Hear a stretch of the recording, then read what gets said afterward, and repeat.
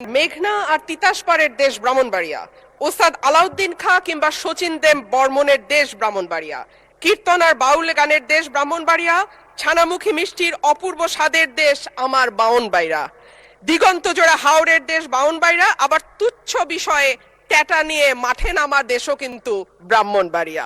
মাননীয় স্পিকার, বাংলাদেশের শিল্প সাহিত্য সংস্কৃতির রাজধানী বলা হয় ব্রাহ্মণবাড়িয়াকে।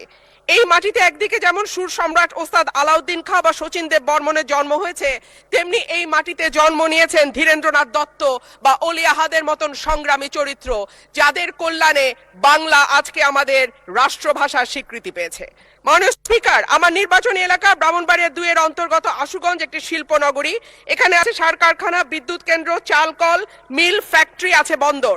ব্রাহ্মণবাড়িয়ার গ্যাস যায় সারা বাংলাদেশে, কিন্তু ব্রাহ্মণবাড়িয়ার মানুষ গ্যাস পায় না। মাননীয় স্পিকার, তিতাস গ্যাস ফিল্ড বাংলাদেশের অন্যতম প্রাচীন ও প্রধান প্রাকৃতিক গ্যাস কেন্দ্র।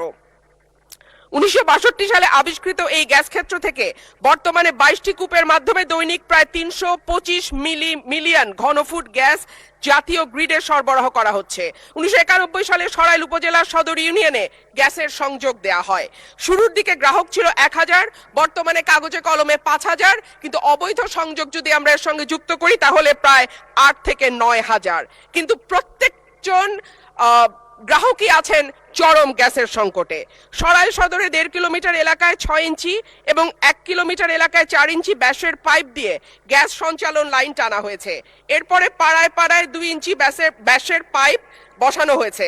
কিন্তু সমস্যা হলো সকাল 7টা থেকে দুপুর 2টা পর্যন্ত গ্যাসের কোনো চাপ থাকে না, চুলা মিটমিট করে জ্বলে। এরপর মন চাইলে গ্যাস আসে 1 ঘন্টার জন্য, তারপরে আবার রাত পর্যন্ত গ্যাসের কোনো খবর নাই। দেশে গ্যাসের সংকট আছে, তার উপরে শীতকালে গ্যাসের চাহিদা আরো বাড়ে। অন্যদিকে আছে অবৈধ সংযোগ। Bakhrabad gas transmission and distribution system limited Brahmanbaria কার্যালয় থেকে জানানো হয়েছে, লোকবলের অভাব সহ নানা সংকটে তাদের তদারক করা পুরোপুরি সম্ভব হচ্ছে না। মাননীয় স্পিকার, 2016 সালে বাসাবাড়িতে গ্যাসের সংযোগ দেওয়া বন্ধ হলেও এখনো কিন্তু অসাধু কর্মকর্তাদের সাহায্যে বেশ কিছু মানুষ বাড়িতে অবৈধ গ্যাসের সংযোগ নিয়ে রেখেছে। সরকার রাজস্ব বঞ্চিত হচ্ছে এবং যাদের বাড়িতে সত্যিকারের লাইন আছে তারাও গ্যাস পাচ্ছে না। শেষমেশ মাটির চুলা, এলপিজি সিলিন্ডার আর বৈদ্যুতিক চুলা ভরসা। কিন্তু মাননীয় স্পিকার, আমাদের জীবন মানের এখন এমন উন্নয়ন হয়েছে যে গ্রাম বা মফস্বল এলাকাতেও এখন কিন্তু মানুষ ফ্ল্যাটে থাকে, পাকা বাড়িতে থাকে। উঠান এখন অনেকটাই বিলাসিতা। সুতরাং মাটির চুলায় রান্না করা বাস্তবতা বিবর্জিত। মাননীয় স্পিকার, আমাকে 2টা মিনিট সময় বাড়িয়ে দেবেন। মাটির চুলায় রান্না করা, মাননীয় সদস্য 1 মিনিট আপনাকে দিলাম। অন্যদিকে যদি আমরা এলপিজির দিকে তাকাই মাননীয় স্পিকার, 1940 টাকার সিলিন্ডার বলে বটে, তবে 2200 টাকার নিচে কোথাও সিলিন্ডার পাওয়া যায় না।